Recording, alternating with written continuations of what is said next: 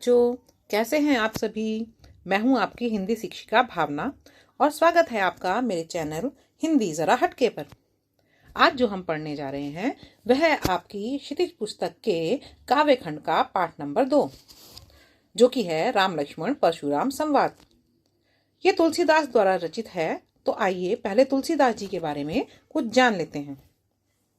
तुलसीदास जी का जन्म उत्तर प्रदेश के बांदा जिले में राजापुर गांव 1832 में हुआ था। कुछ विद्वान उनका जन्म सोरो स्थान पर भी मानते हैं। तुलसीदास जी का बचपन बहुत ही कठिनाइयों में बीता था।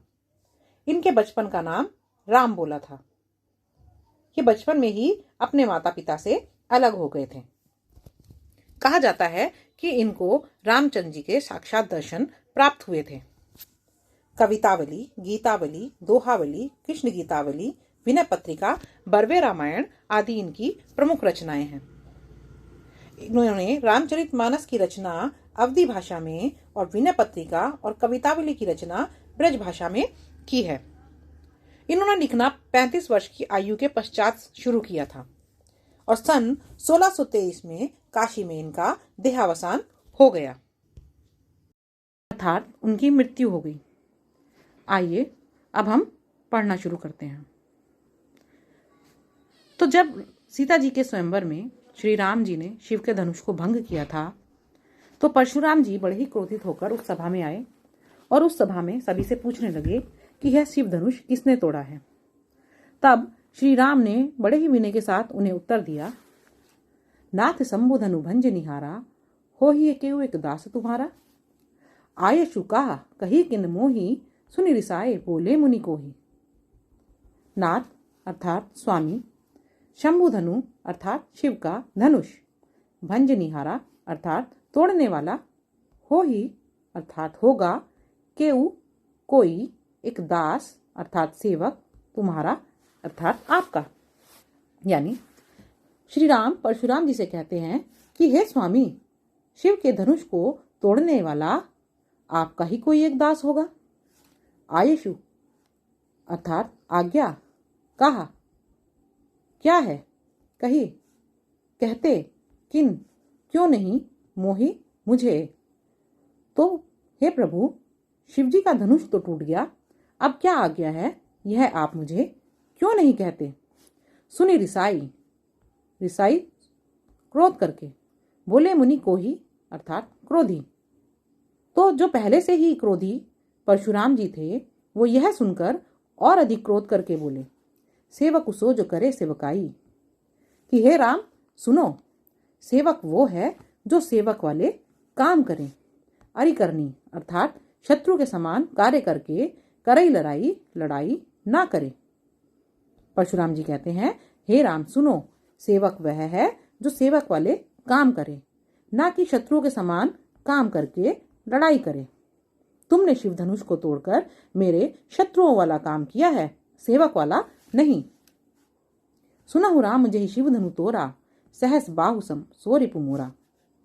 अब परशुराम जी कहते हैं कि सुनो राम, जही जिसने शिव के धनुष को तोड़ा अर्थात तोड़ा है, सहस बाहु सम के समान, सो रिपु अर्थात दुश्मन, मोरा मेरा है। कि हे राम सुनो, जिसने भी इस शिव धनुष को तोड़ा है वह सहस्त्र बाहु के समान ही मेरा दुश्मन है। अब सहस्त्र बाहु कौन है ये जान लेते हैं। सहस्त्र बाहु एक राजा था जो कि शिकार करते करते परशुराम जी के पिता के आश्रम के पास आ गया और उनके आश्रम में कामधेनु गाय को देखकर उसे पाने की इच्छा जताने लगा। वह उसे अपने साथ ले जाना चाहता था, लेकिन परशुराम जी के पिता ने इनकार कर दिया, मना कर दिया। तो वह बलपूर्वक उस गाय को लेकर चला गया। जब परशुराम जी को इस बात का पता चला तो वे सहस्त्रबाहु के पास गए, उससे युद्ध किया और उसका वध कर दिया। एक दिन जब परशुराम जी के पिता अपने आश्रम में नहीं थे, तब सहस्त्रबाहु के बेटों ने आकर उनके पिता का वध कर दिया और इसी कारण परशुराम जी ने सहस्त्रबाहु को अपना दुश्मन बताया है। सो बिलगाऊ बिहाई समाजा, नाते मार जय ही सब राजा। सो वह बिलगाऊ अलग हो जाए, बिहाई समाजा इन राजाओं के समाज से। तो जिसने भी ये शिव धनुष तोड़ा है वो इस राजाओं की सभा से अलग हो जाए। नाते मारे जाएंगे सब राजा, नहीं तो मारे जाएंगे सब राजा, अकारण ही सारे राजा मारे जाएंगे। सुनी मुनि वचन लखन मुस्काने, बोले परशुधर ही अवमाने। सुनी अर्थात सुनकर, मुनि अर्थात मुनि के वचन, लखन लक्ष्मण, मुस्काने मुस्कुराए। तो मुनि के ऐसे वचन सुनकर लक्ष्मण जी मुस्कुराकर बोले, परशुधर ही अवमाने। परशुधर अर्थात परशु को धारण करने वाले परशुराम जी का अवमाने अपमान करते हुए। तो मुनि के वचन सुनकर लक्ष्मण जी परशुराम जी का अपमान करते हुए बोले, बहु धन ही तोरी लरिकाई, कभू न असिर सिकीन गुसाई। बहु अर्थात बहुत, धनु ही अर्थात छोटे धनुष, तोरी तोड़े, लरिकाई बचपन में, कि हमने तो बचपन में बहुत से धनुष तोड़े हैं। कभू अर्थात कभी भी, न नहीं, असिरिस ऐसा क्रोध, कीन गुसाई किसी बड़े ने, परंतु ऐसा क्रोध तो हमारे कभी किसी बड़े ने नहीं किया। यही धनुपार ममता के ही हेतु, सुनि रिसाई कहे भृगुकुल केतु। यही इस धनुष पर ममता के ही हेतु, किस कारण। तो परशुराम जी से लक्ष्मण जी कहते हैं कि इस धनुष पर आपकी इतनी ममता किस कारण है। सुनी सुनकर, रिसाई क्रोध कर कर, कहते हैं भृगुकुल केतु। अब यहाँ भृगुकुल केतु परशुराम जी को ही कहा गया है क्योंकि वे भृगुकुल के वंशज थे। तो यह सुनकर भृगुकुल के वंशज परशुराम जी क्रोध करके बोले, रे नृप बालक काल बस, बोलत तो ही न संभार। रे हे नृप राजा के बालक पुत्र, हे राजा के पुत्र, कालवश अर्थात मृत्यु के वश में होकर, बोलत तो ही न संभार, संभार मतलब संभाल, कि हे राजा के पुत्र तुम मृत्यु के वश में होकर संभाल कर नहीं बोल रहे हो। धनु ही सम त्रिपुरारी धनु, विद्युत सकल संसार। यह धनुष जो कि शंकर जी का धनुष है, त्रिपुरारी अर्थात शंकर जी का धनुष है, विदित जानता है, सकल अर्थात सारा, संसार इसको सारा संसार जानता है। ये धनुष जो कि शंकर जी का धनुष है, इसको सारा संसार जानता है, यह तुम्हारे धनुषों के समान नहीं है। आइए अब इन पंक्तियों में अलंकार भी जान लेते हैं। तो सहस बाहु समसो रिपुमूरा, आप देख सकते हैं यहाँ पर सम शब्द आया है जिसकी वजह से यहाँ पर उपमा अलंकार होगा, और साथ ही धनु ही सम त्रिपुरारी धनु, यहाँ भी शम शब्द है जिसकी वजह से यहाँ पर भी उपमा अलंकार होगा। आइए अब दूसरा पैराग्राफ पढ़ते हैं। लखन कहा हसी हमरे जाना, सुनहु देव सब धनुष समाना। का छति लाप जून धन तोरे, देखा राम नयन के भोरे। तो लक्ष्मण जी कहते हैं, लखन कहा, लक्ष्मण जी ने कहा, हसी हमरे जाना, हंसकर, सुनहु देव सब धनुष समाना। तो लक्ष्मण जी ने हंसकर कहा कि हमरे जाना, जहां तक हम जानते हैं, सुनो देव सब धनुष तो समान ही होते हैं। का क्षति, क्षति अर्थात हानि, लाभ यानी फायदा, जून पुराने, धनुष के, तोरे तोड़ने से। तो पुराने धनुष के टूटने से किसी को क्या ही लाभ और क्या ही हानि हो सकती है। देखा राम नयन के भोरे, नयन अर्थात नए, भोरे अर्थात धोखे में, कि रामचंद्र जी ने तो इस धनुष को, नया धनुष है, इस धोखे में देखा था। छुअत टूट रघुपति ना दोषु, ये तो छूते ही टूट गया। रघुपति ना दोषु, दोषु मतलब दोष, इसमें रघु जी यानी कि श्री राम का कोई दोष नहीं है। मुनु बिन काज करे कत रोषु, तो हे मुनि बिना कारण के आप रोषु अर्थात गुस्सा क्रोध क्यों कर रहे हैं। बोले चितय परशु की ओरा, रेसठ सुने ही सुभाव न मोरा। तो परशुराम जी अपने परशु की ओर, चितय मतलब देखकर, परशुराम जी अपने परशु की ओर देखकर कहते हैं, रेसठ, सठ अर्थात मूर्ख, हे मूर्ख सुनहु स्वभाव, तुमने मेरे स्वभाव के बारे में नहीं सुना। बालक बोल बधो नहीं तोहे, केवल मुनि जड़ जानहि मोहि। बालक बोले समझकर, बधो वध नहीं किया तो ही मतलब तुम्हारा, कि अभी तक तो मैंने तुम्हें बालक समझकर तुम्हारा वध नहीं किया। केवल मुनि जड़ जाने मोहि, क्या तुमने मुझे केवल एक साधारण मुनि ऋषि मुनि जान लिया है। बाल ब्रह्मचारी अति कोहि, अब वे अपने बारे में बताते हैं कि मैं बाल ब्रह्मचारी अति कोहि अर्थात अत्यधिक क्रोध करने वाला, विश्व विदित सारा संसार जानता है क्षत्रिय कुल, क्षत्रियों का नाश करने वाला परशुराम हूं। हे बालक, मैं एक बाल ब्रह्मचारी अत्यधिक क्रोधी क्षत्रिय कुल का नाश करने वाला हूं, यह सारा संसार जानता है। भुजबल भूमि भूप बिनु कीन्हु, भुजबल अर्थात अपनी भुजाओं के बल से, अपनी बाहों के बल से भूमि धरती को, भूप अर्थात राजाओं के बिन कीनी बिना कर दिया था, राजाओं से विहीन कर दिया था। मैंने अपने बाहों के भुजाओं के बल से इस धरती को कई बार राजाओं से विहीन कर दिया था और विपुल बार अर्थात अनेक बार मई देवन दीनी ब्राह्मणों को दान में दे दिया। सहस बाहु भुज छेद निहारा, सहस बाहु के भुजाओं अर्थात बाजुओं को छेद निहारा काटने वाला, परशु बिलोक महीप कुमारा, परशु को बिलोक मतलब देखो, महीप कुमारा अर्थात राजा के पुत्र। तो हे राजा के पुत्र, तुम मेरे इस परशु को देखो, यह वही परशु है जिससे मैंने सहस भाव की भुजाओं को काटा था। मातु पिता ही जनि सोच बस करसी महिष किशोर, गर्भन के अर्भक दलन परशु मोर अति घोर। अब परशुराम जी कहते हैं कि अपनी माता अपने पिता को सोचवश अर्थात चिंता में करसी क्यों करना चाहते हो, महिष किशोर अर्थात राजा के पुत्र।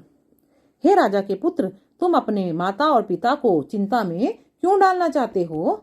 गर्भन के, गर्भन मतलब गर्भ में पल रहे अर्भक बच्चे को भी दलन नाश कर दूं, परशु मोर अति घोर, मेरा परशु इतना घोर भयानक है। अर्थात मेरा परशु इतना भयानक है कि वो गर्भ में पल रहे बच्चे का भी नाश कर सकता है, उसका संहार कर सकता है। आइए देखते हैं कि इन पंक्तियों में कौन सा अलंकार है। छुअत टूट रघुपति ना दोषु, मुनि बिन काज करे कतरुषु।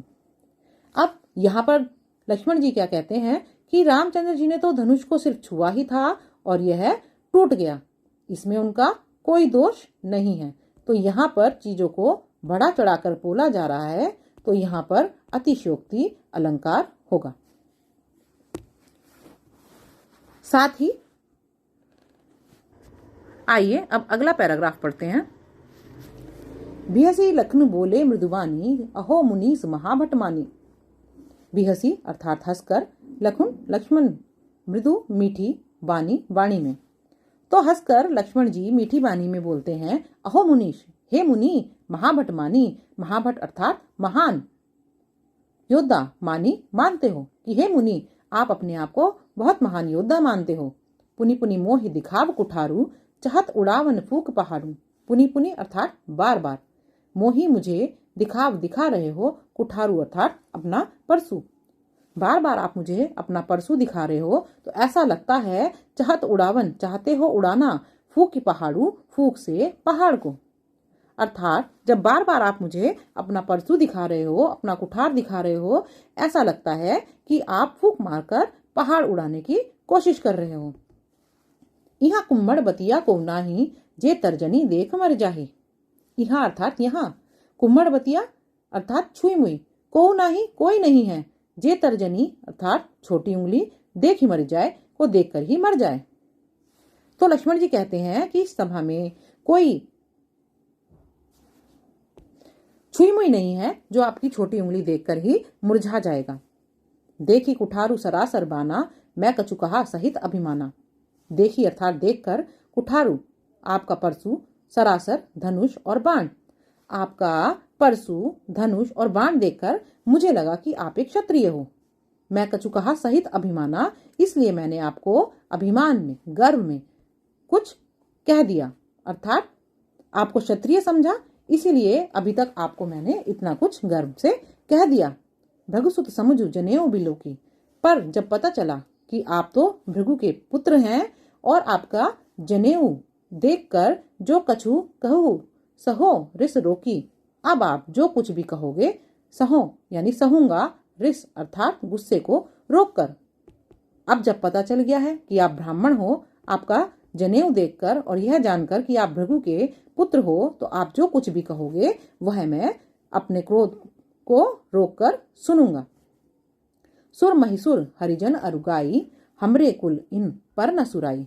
क्योंकि हमारे कुल में सुर अर्थात देवता, महिसुर अर्थात ब्राह्मण, हरिजन अर्थात भगवान में विश्वास रखने वाले लोग और गाय इन पर वीरता नहीं दिखाते।